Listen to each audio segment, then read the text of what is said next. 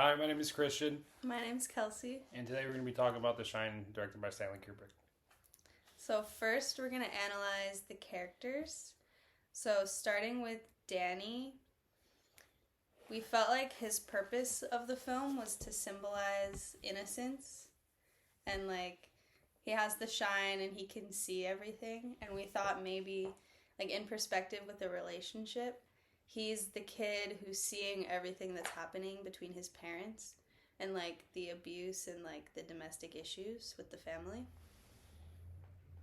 And with Jack, um, I feel like he's the vessel for the Overlook Hotel because he seems like emotionally the most vulnerable because he already has a violent past with dimensions of him beating on Danny and maybe his wife and how he got fired too.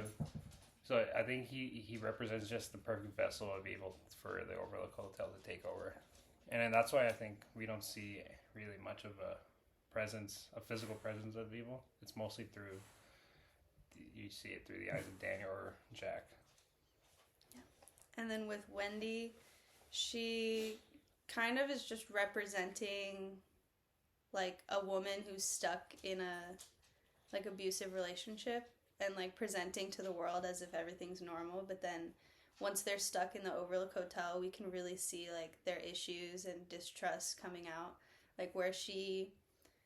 When Danny comes back from room 237 and she immediately assumes that Jack did it to him, abused him, that's showing that it's probably happened before and there's some mistrust there and abuse. And Lloyd, the bartender, I think he would represent kind of the Jack's internal struggles with alcoholism. Yeah. I think he's kind of like his mental enabler, I would say. Yeah, when he asks Jack what he wants to drink and he says, "Oh, the hair of the dog that bit me." Yeah. That's kind of showing that he's enabling himself to continue to drink even after admitting that he has a problem and that he turns into something more evil when he drinks. And he still was accepting of drinking. And then once he took that drink from Lloyd, it all went downhill in his actions and he just turned into the worst version of himself. And then next, we're going to analyze some of the themes that we found in The Shining. We're going to talk about abuse and alcoholism, isolation and insanity, and genocide of Native Americans. Well, one of the themes was with the alcoholism, it could represent kind of how explaining how he's the vessel of evil. That would be maybe the leeway to get through him is with the alcoholism, because that would be his biggest weakness, and it would represent how alcohol too even though it's to the extreme how he's terrorizing his family, it represents how it destroys families the same way, and isolation and insanity. What would you say about that? Well, the isolation is a huge theme of this movie because they're stuck at the Overlook Hotel. They have no phone lines. It's snowing. They're snowed in. They can't go outside much, because it's super cold, snowing. And Kubrick used wide shot lenses to kind of make the rooms feel bigger.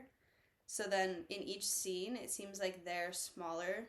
And that kind of gives more of the feel of isolation and they're just it's like they're getting swallowed by the hotel. Yeah. And then with the genocide of Native Americans,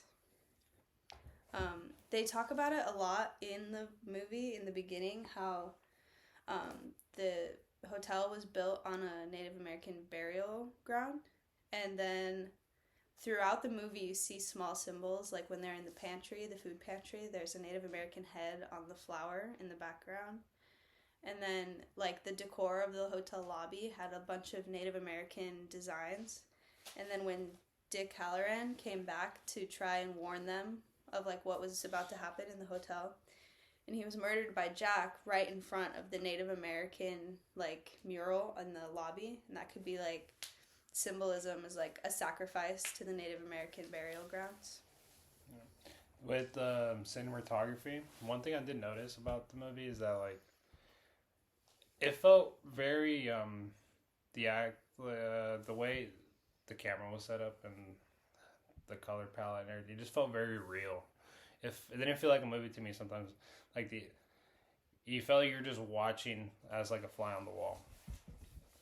Like the uses of like grays, dark navy blues, And the way they used the camera, like the steady cam. yeah.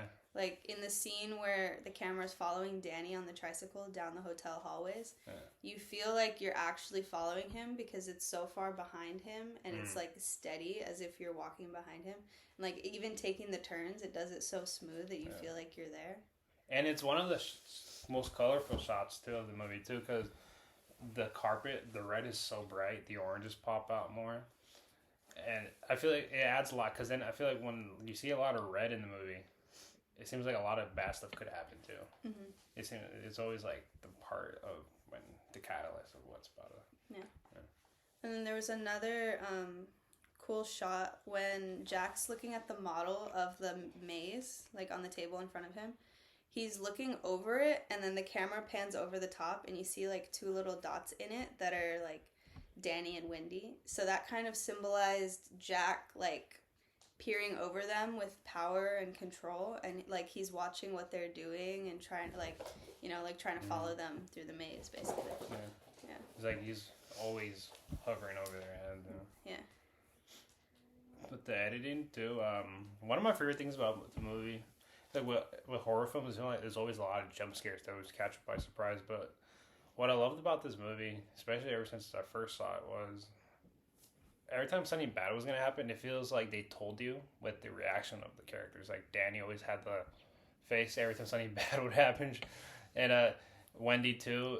And then I feel like it created more suspense, because then they would just show the shot of the twins or something else would happen, and it created more like a reaction in my body, I feel like, than just the fast jump scare where we're just like, oh, well, that was crazy, you know? Yeah. I feel like it was more impactful because then you just stayed in this, you feel like an anxiety-induced state the whole time. And I feel like it made the movie more enjoyable. And also reading about the movie and like how many times Kubrick would make them retake each scene. Like the one scene with Wendy going up the stairs that was taken like 128 times or something like that. Like he made them redo the scene so much so that their fear was genuine and like their distress was like actually real. And like it wasn't acting anymore. It just was like so real. It's like too, like they ran out of facial expressions after like 10 takes. So I can imagine like the weird faces they're coming up with after those takes, you know? Yeah. And then the sound and music of this movie, we noticed that the tricycle sound of Danny going down the hallway was also like slightly in the background of the intro music, and when Jack is chasing Danny through the maze at the end. So we feel like that could represent like something is chasing Danny like the whole time, like when he's on his way to the hotel, and then once he's there, like it was still chasing him, and then through the maze he was still being chased. Like it kind of represented that like he's running from something.